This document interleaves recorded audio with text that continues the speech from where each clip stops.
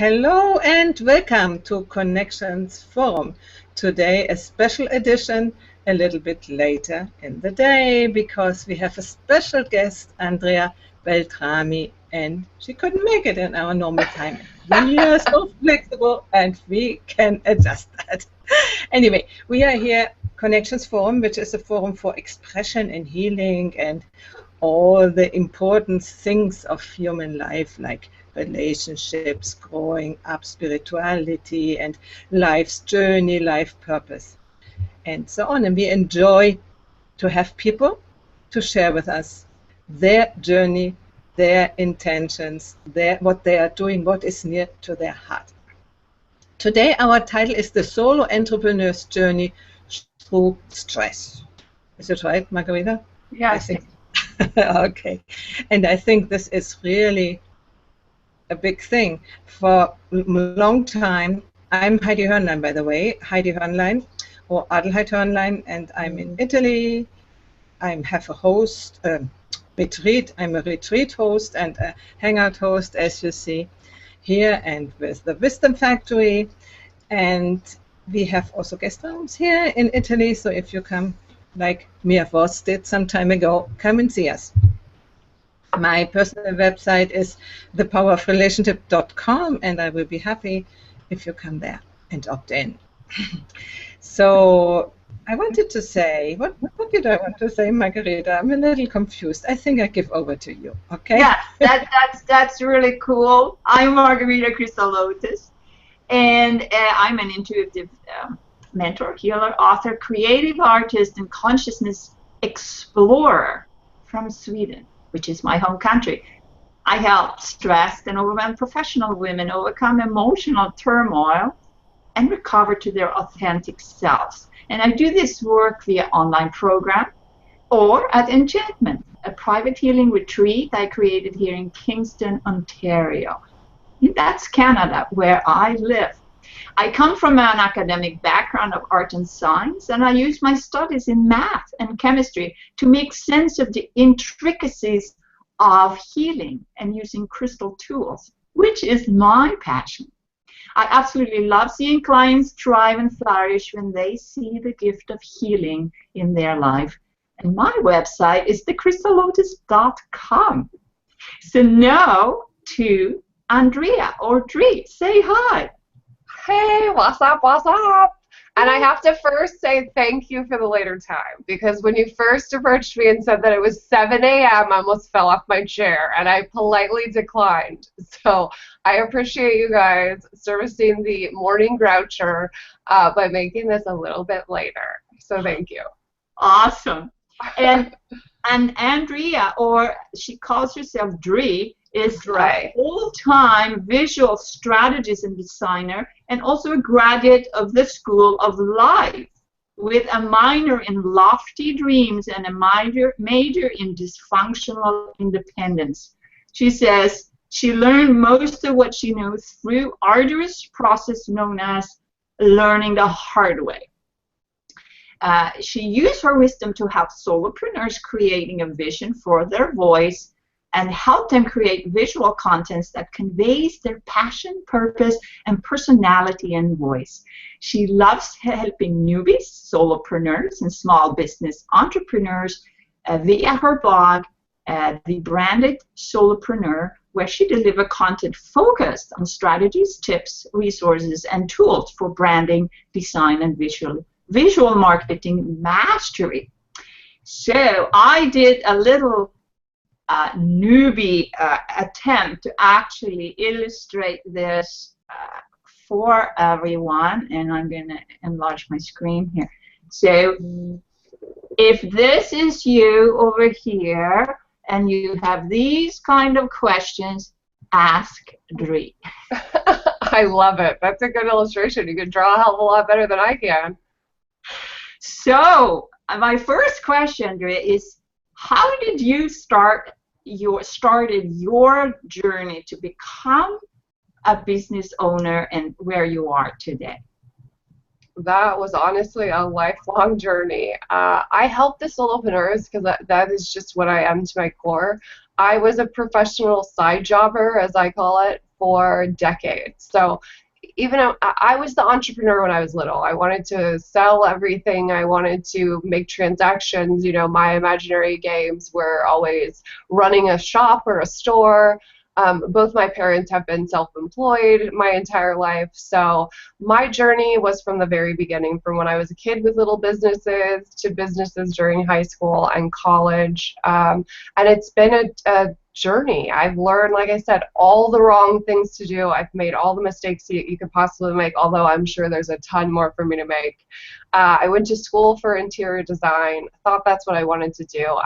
I've tried so many different things to figure out what I wanted. I went to school for interior design. Then I started helping my mom on her wedding and event planning by doing graphic design and web design for her clients. It's been an accumulation of decades that honestly I've never felt clearer in what I want to do, who I am, and what I really want to be all about. But it's taken a long time, and there's still moments of doubt.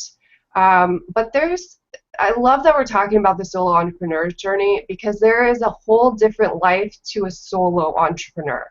There's a whole different set of struggles and obstacles, and it's a different mindset. And I am just solo to my core, like I said, dysfunctionally independent. To a flaw, I'm really independent and want to roll solo. And it's taken me a long time to get to a place where I think that I'm in that right mindset. And I love hearing from others their struggles, because I think once we start talking about it and once we open up about these type of things, we find out that we all have very similar stories. Whether we have different backgrounds and cultures, we find that there's a lot of similarities in the solo journey. So, can you tell us a story that you found very difficult to overcome that most people have who starts their journey? I think 110% it was being me. I came from corporate America. Let me just say, in corporate America, my sass and blunt and very straightforward approach was not appreciated. And I was really taught that you're not to have a personality. You know, you market and you do business, but it's not about you, and nobody cares about you and wants to hear your story or know your personality. And we don't really want you to have a personality. We want you to be, you know, the company. So, and a lot of us come from that background, whether it's from childhood and growing up or a corporate background or something like that. When we go out on our own, we're terrified to be us. And I was just like that. My first really active brand online was Chic Geek Academy, and while it was the most growth that I ever did, because I failed the most at it, that's why, because I wasn't myself. And I think a lot of us get afraid, especially if we have, you know, different quirks that we think, you know, don't fit into that professional mode. I think a lot of us, you know, we use that professional word. Well, we want to be professional. We want to, you know, we don't want to be ourselves, because if we use that language, that might not feel like we're professional. As bloggers, like, being unique and having your own voice and style and staying you, that's how you're going to stand out. But it's one of the scariest things. It seems so simple, but person after person I've talked to, they fell into the same thing. Like, being really afraid to put themselves out there. And it is scary as hell. You're letting the world see you and judge you. And it can be really scary, especially if you've had other people judge you before, and it felt really awful. And I think a lot of us struggle with that. Yeah. I mean, I worked for a multinational company in Sweden, American, for 11 years before I came to Canada. So I know exactly what they're talking about. You know, the you know, intrigues and the concocts, whatever, different groups you have to align with, whatever. It was a good school, I think. Yeah. And of course, it had to be right off the policy, and if you broke some rules, you know, then you got punished, whatever. So we've talked in the green room about the word badass. So can you tell us a little bit what that means for you?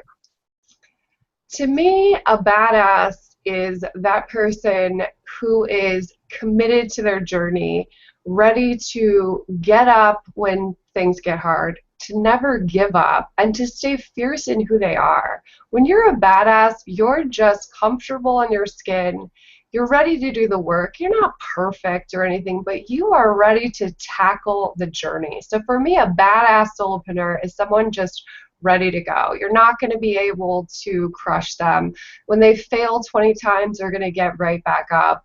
When somebody doesn't like them, they're not going to dilute themselves or cower to please those people. The badass is just the success mindset of a solopreneur for me. So, it's not the negative connotation that so many people think it is. And we talked about how, different cultures or languages, that doesn't even translate. Like Heidi was saying, I don't even understand what you mean by badass. And the thing is that I totally get that, and I appreciate you guys saying that I should really explain what I mean by that and come at it.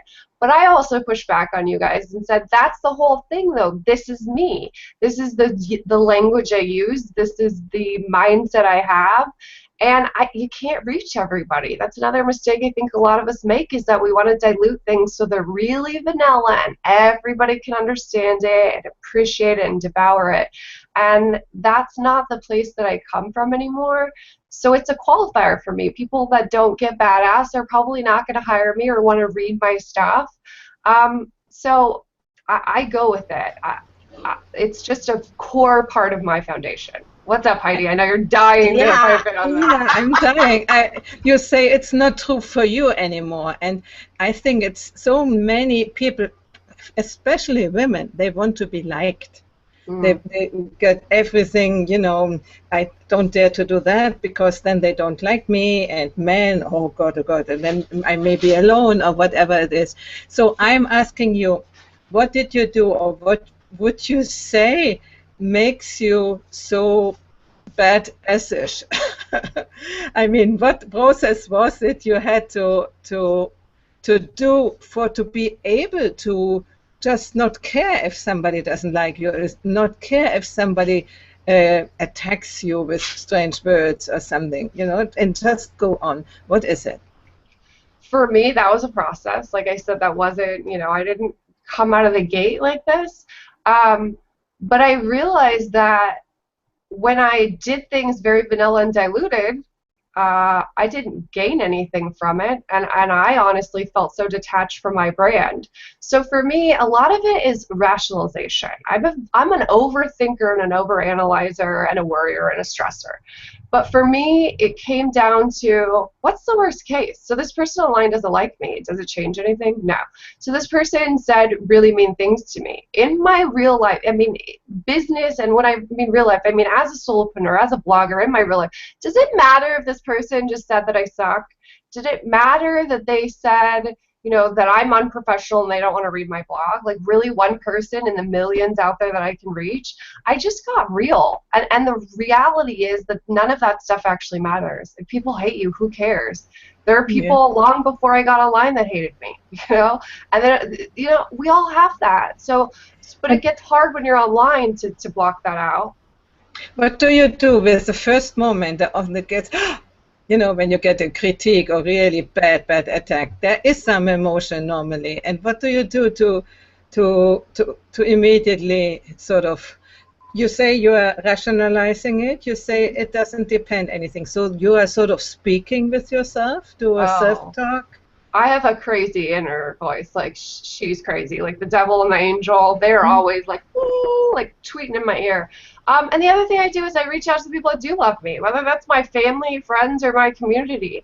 Like starting the society, the Badass Solopreneur Study, for me was huge. It's such a win-win for everybody because I want to provide the community for people to get to support. But honestly, it's good for me because I get this community that is there to support me and believe in me. So every time somebody says something horrible about me, I go back to my community that totally respects me and adores me and doesn't get sucked into that. And before I had the community, I reached out to friends and family.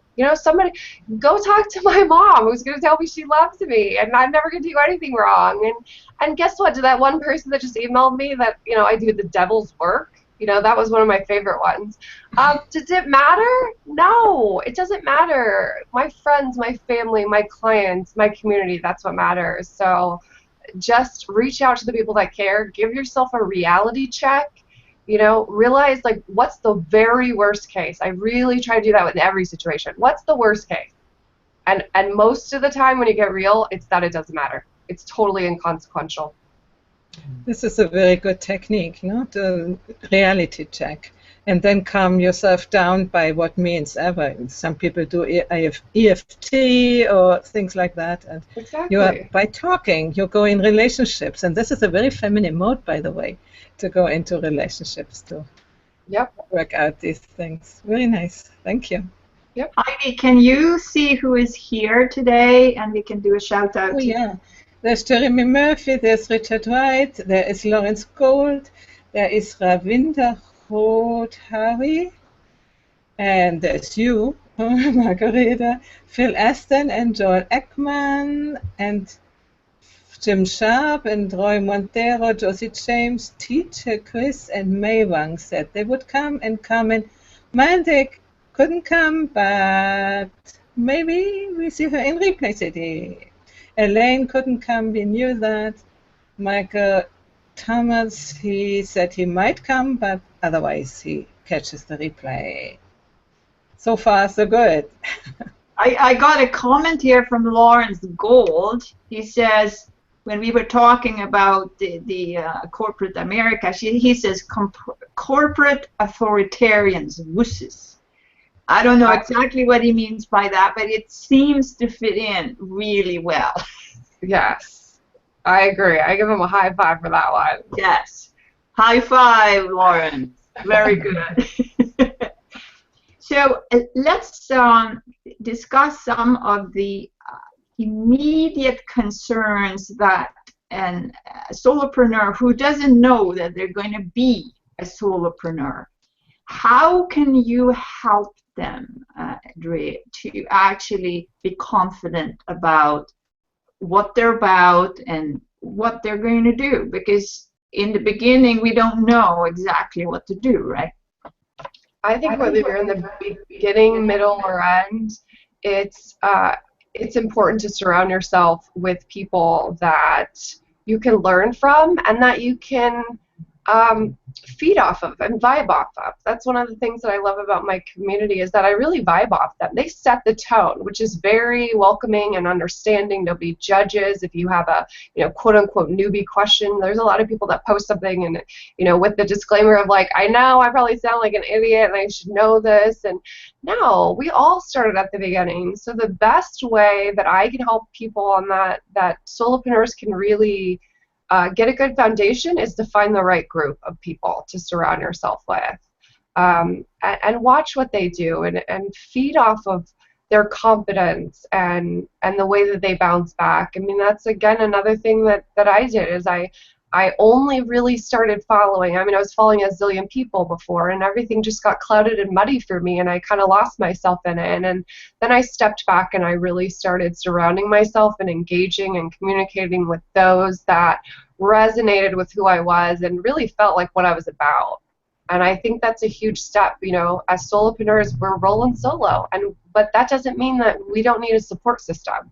That's a huge, huge part, is that we have to have that support system, and we have to have those people that we can bounce things off and get that reality check when we're not able to do it. Somebody else needs to do it for us, and it needs to be someone that we respect and care about and know that it's being done in love, and those are important things.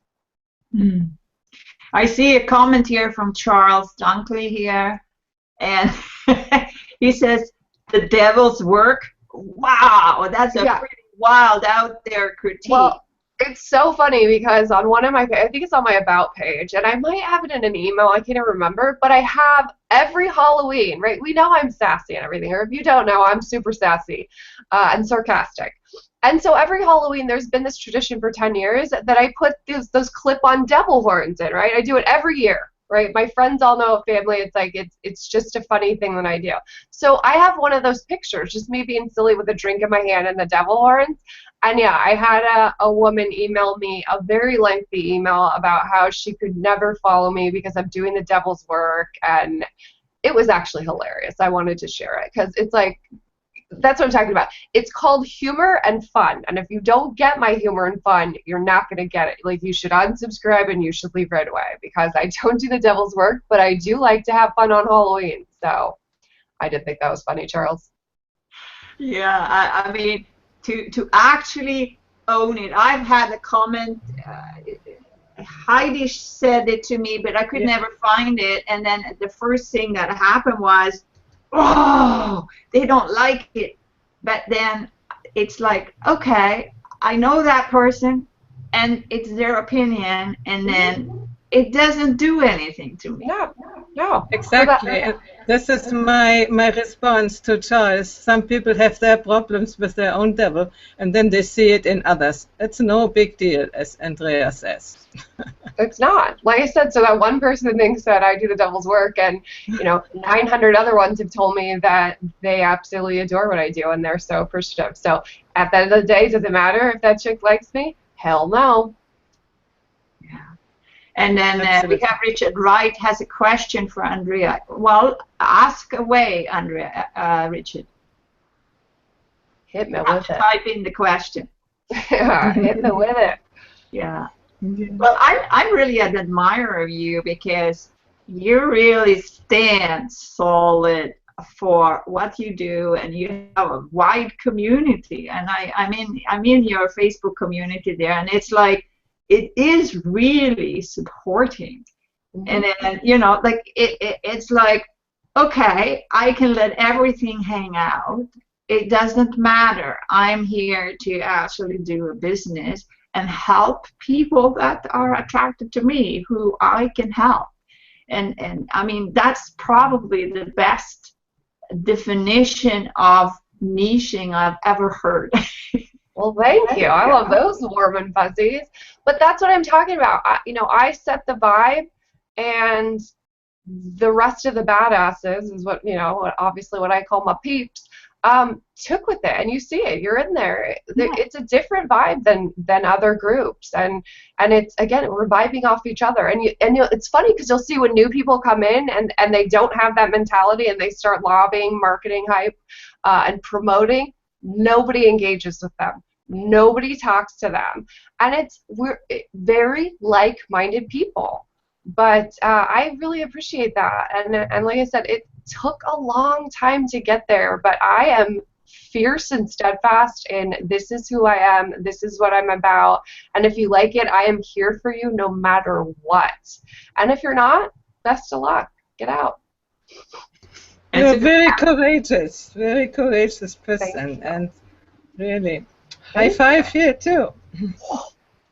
I think many of us, especially women, have still to arrive there, to go out, be confident enough, and have their support system, and don't give a shit when other people, some people say, give you the, how do you say, Beleidigung? I don't know the word just now. I mean, they do something like an attack. They put you down or something like this. Yeah. And it's your choice if you feel to to be put down or not. And we have always to think about that. That's our choice, to accept their verdict, or if we go against it, and give our self-evaluation. And this is a learning process, and I hope you are younger than us. Younger generations get it a little bit quicker. Well, it's a process. I think, like, what I always say is that I run everything through a filter, but that filter's gotten a hell of a lot, more robust over the years.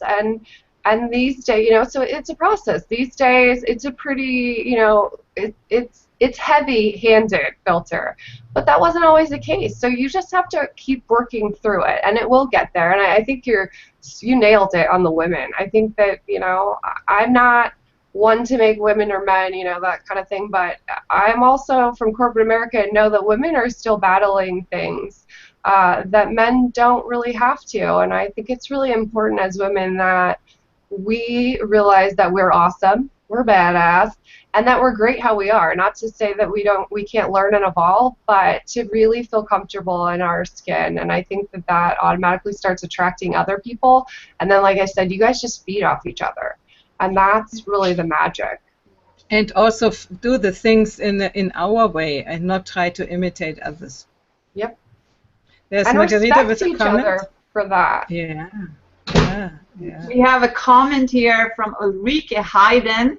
Hi everyone, I totally agree with Andrea's view on the immeasurable preciousness of a supporting group for solopreneurs.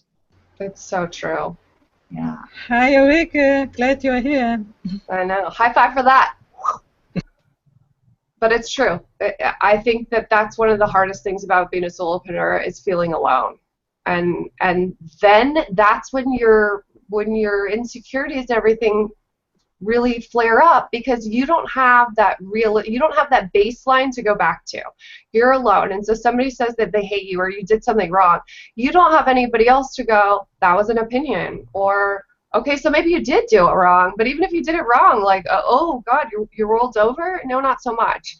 But having a support group is going to get you that baseline, get you back to just a neutral, so that you can process this and not let something throw you into an insecure loop of you're not good enough. Mm-hmm. Heidi, you have a comment there? Yeah, first I wanted to say, Richard said that, Andrea, your name is Dri and you are a passion. I'm thrilled to have you. And he said before that his parents were called Dri, I think. But I want to go to Jeremy Murphy. He said, I agree with Andrea that solopreneurs need an inner circle, a brain trust, or as Napoleon Hill put it, a mastermind group. The transformation that can occur with these groups is amazing. Without them, we are all in our individual silos. Alone. Does it go on here? Struggling. Alone struggling. Yeah, so right. Yeah, high five to that, Jeremy. It's so true.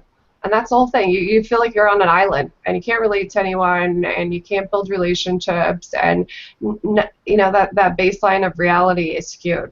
So I'm so glad to hear that everybody is agreeing, and I think that's a huge part. If you're a solopreneur, get out there and find the right group for you. Whatever that is, whoever you resonate with, find it.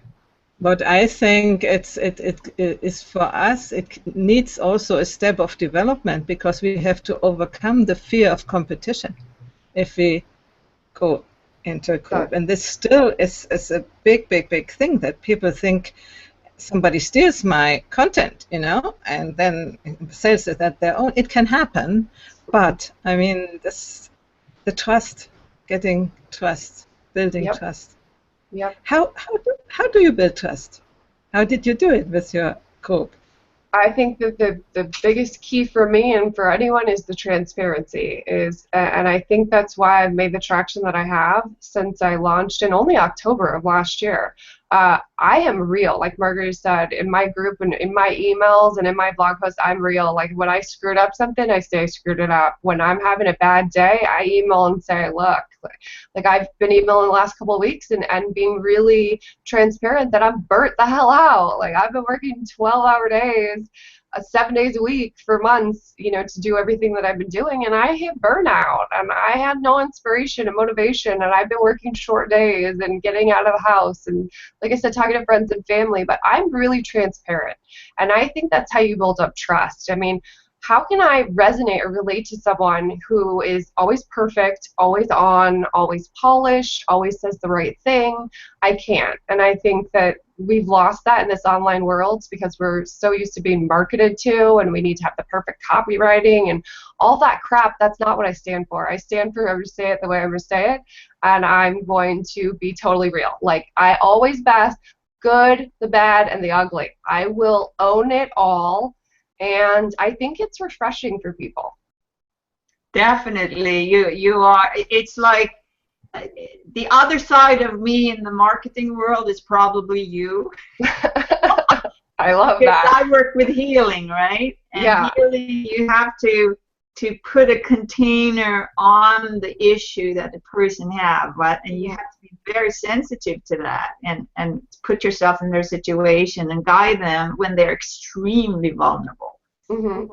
And then, so from that stage of that, those people who need that, and then coming out and creating a business, which I've seen some of my clients do, they need people like you to lift them to the next level, I think.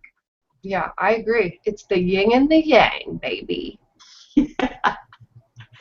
So I looked at one of your mini courses. Mm-hmm. I was quite impressed. So do you want to talk a little bit about some of the content that you provide? Sure. Well, I'm all about, the visual and the branding. So a lot of that goes to help solopreneurs and bloggers to put their, I always say it's creating a vision for your voice. So really creating that visual style, and that's getting people brand recognition and to stand out of line and really, like I said, own their uniqueness in their style and their brand is what I'm all about. But the mini courses have been so fantastic because they're another way for me to reach people in a very transparent way. I think a lot of us, you guys know with your show, it seems like there's a lot of bells and whistles and it's really scary in technology, and then, like I said, you have to be buttoned up and polished and like I'm a great host and all of this stuff, right? But again, when you're just really transparent and you just get on a Google Hangout and you're like, hey guys, I'm going to show you how to create a logo, but take it or leave it. Like that logo class, oh my God, do you guys know how much pushback I got? I got so much hate on that course from designers who told me I must not value myself and, why would I tell someone they can create a logo, then what do they need me for? And but it's a whole different mentality. Again, I'm like, I honestly don't give a shit what you think. And my people aren't designers. Why would I be training a designer how to design? And I don't feel like I'm going to be irrelevant when I educate people because I'm not fear-based by that. But that was a little tangent, sorry. But the mini courses have just been another way for me to reach people. I mean, you guys know, hearing somebody's voice, seeing somebody's mannerisms on the camera has been a great way for me to build trust. Again, I'm just being transparent. Like, this isn't pre-recorded. I'm just going to get on. I'm going to flop. I'm going to go, I'm going to stutter. I'm going to do all these things. But the reception has been really good, and I know that it's great training and it's great expertise, and it's 99% of my mini courses have been on some aspect of branding and creating a visual style, whether that be in your images or your logos or getting traffic over to your blog. I'm just all about empowering people and, like you said, getting them to the next level, making them feel comfortable, and building trust with my community, and the mini courses have been fantastic for me. Heidi, you have a comment? Yeah, I want to come back to the topic we had before. Reike says if somebody steals your content, it's not a big deal. They still have to do all the relationship building work with their community and do the fine-tuning of their products for them. And I think if somebody steals your content, they don't really completely understand it because it's yours, and they will put a different tweak on it, and then it's not your content.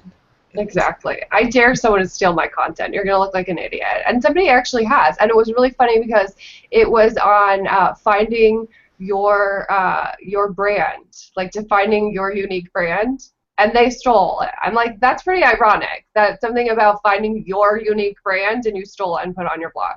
But guess what? You're an idiot. And here's the other thing about branding that I love is that you can't steal my stuff because it's all branded to me, like visually, everything. So when you put it on your blog, people found it. I didn't find it. People found it for me and said, this is your content, like image and all. So you look like a moron now, and I am fine, and nothing hurt my traffic or my community. So again, reality check, like it didn't sink into some pit because somebody stole it. Like it generally doesn't matter. They're not going to be able to get where you got, or they don't have the community or the list or the influence or the relationships that you have. So if they want to be an idiot and a douchebag and steal your stuff, let them. It just shows their character and how much they suck. Yeah, there are some people who have stolen contents and made a big business out of it. But I mean, this is a certain, as you say, a certain character, and we don't want to have to do with them. Yeah, exactly. Let them. And Who cares? It's even if they have a thriving business, it's not going to affect yours. It's not going to take yours. Those are two different people. Somebody who wants to follow someone like that is not going to follow me. So have them. yeah, exactly.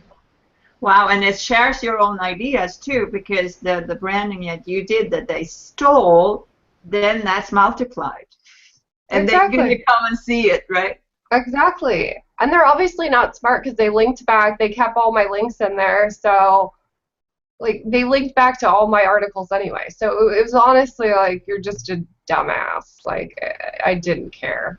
Yeah, in this case, it probably is not even stealing, but it's supporting you when they leave all your links Oh, in it and was refer to you. stealing. Like, you can't copy and paste my article onto your blog. Like, that's, you're Okay. a thief. And I totally put that lady on blast. That's the only thing I will say, is that if you steal my stuff, I will totally put you on social media and totally blast you as a trolling thief. And that's exactly what I did.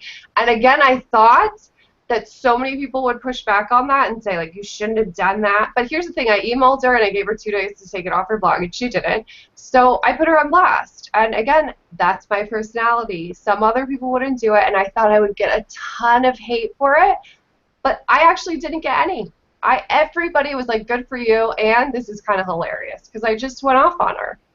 So What would you advise to people who like really a blog of a person, and is there a blog sharing possibility so that they don't just copy and paste it, but that they can sort of, I don't know, a workaround so that they can publish it on your blog, on their blog, but it's still yours? Well, there's ethical ways to do that, and there's, linking back to somebody is great, and it's also it's great for relationship building, but it's also great for your website and for ranking and for SEO when you have link backs to legitimate sites. It's really good. So the way to do that is to give them credit. Say that. If I was going to put the show in the links, I wouldn't just copy your blog post. I would say, I was on the Connection Forum and with Heidi and Margarita, and here's a link to it.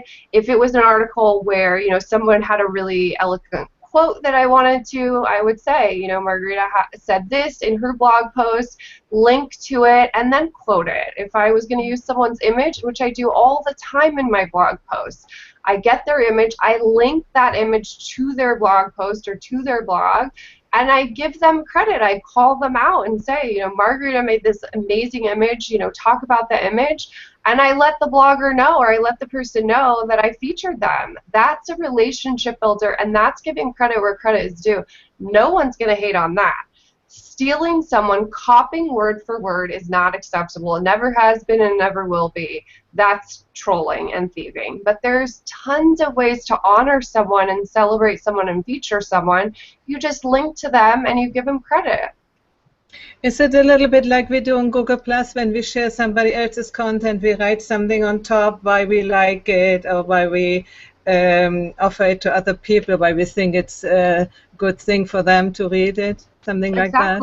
Exactly like that. You just tag it, and in blogging, tagging is basically linking. So link the verbiage or their name, or if you're using an image, link it to their site, use their name, and then let them know that you did it. And I've never had anyone complain about that. People appreciate that. Again, we're helping each other and we're supporting each other. Nobody is going to give you crap for doing that.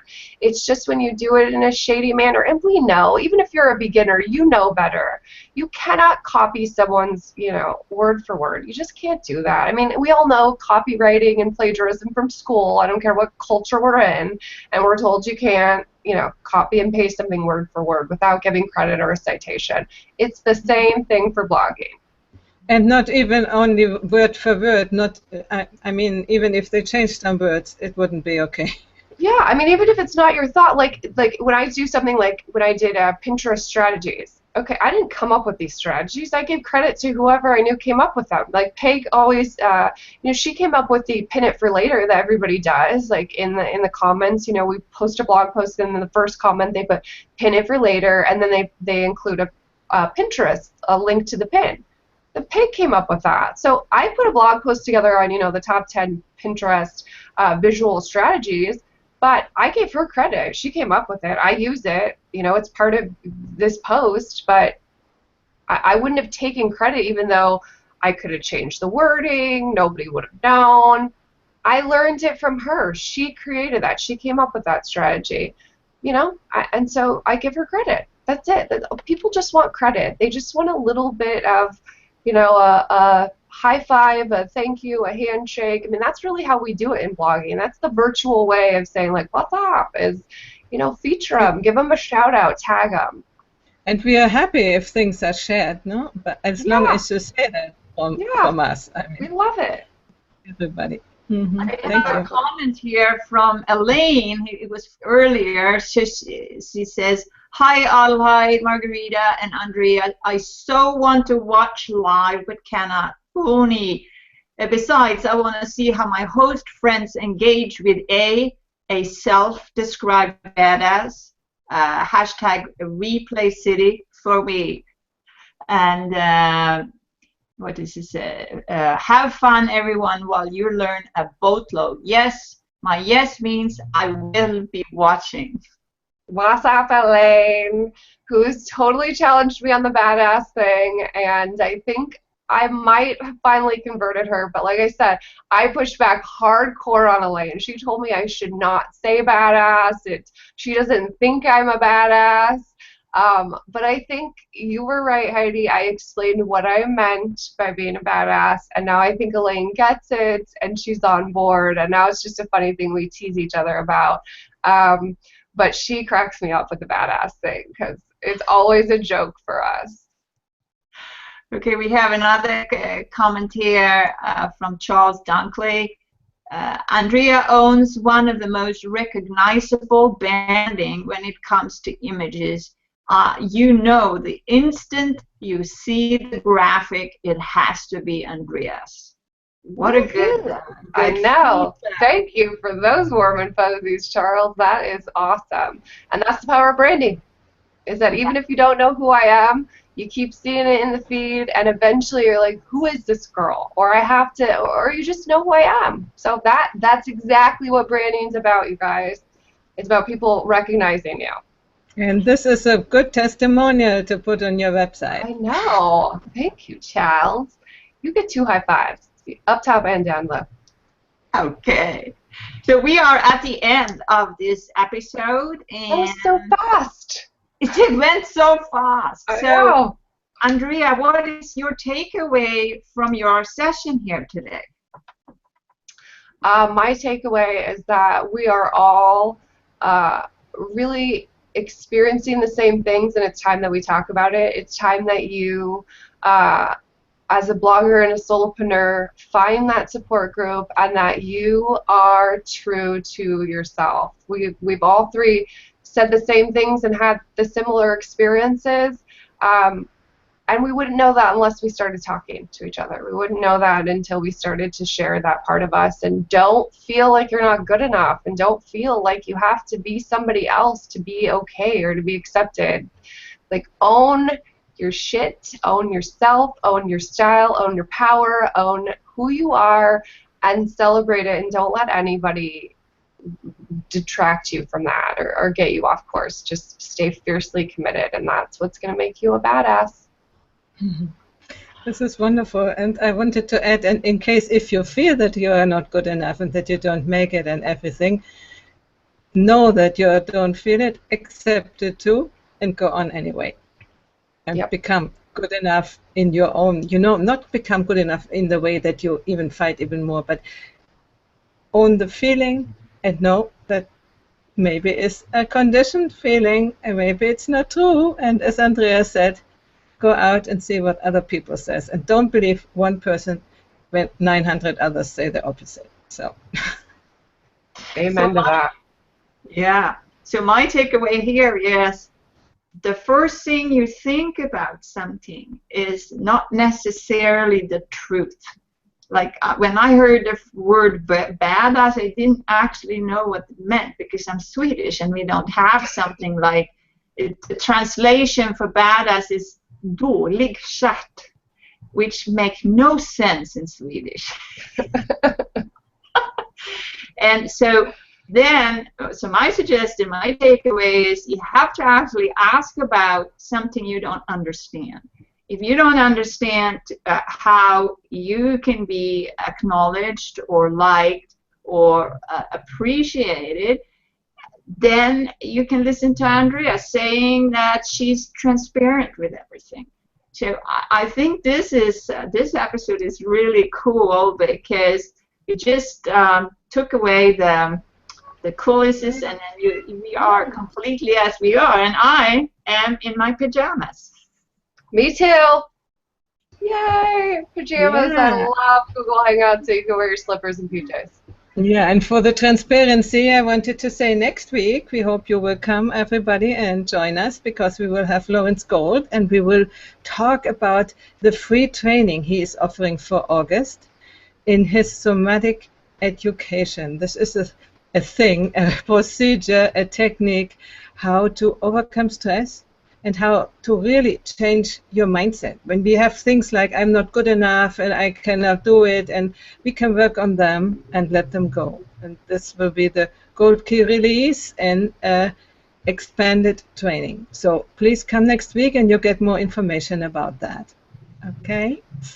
So and thank you, Andrea.